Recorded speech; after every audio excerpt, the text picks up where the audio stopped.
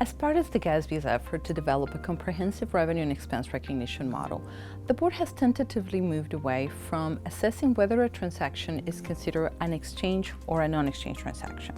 The rationale for this decision is that reliance on equal value as a means to distinguish between transactions in the governmental environment can be problematic.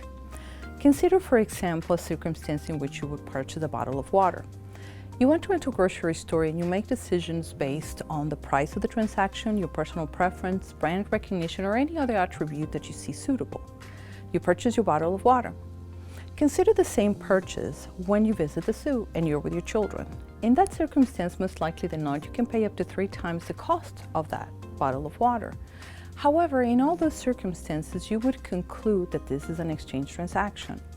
The ability to make this conclusion is because there is an open market in which a willing buyer and a willing seller exchange. Therefore, the amount of the price of the transaction is not relevant.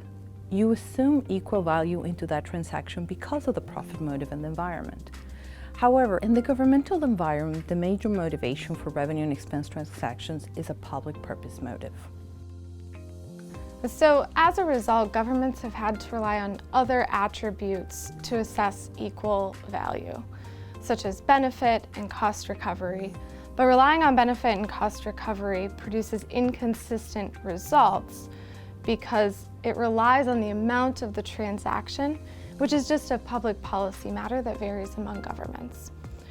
So to enhance the comparability of the financial statements, the board determined that a new categorization methodology should be developed that would produce consistent results.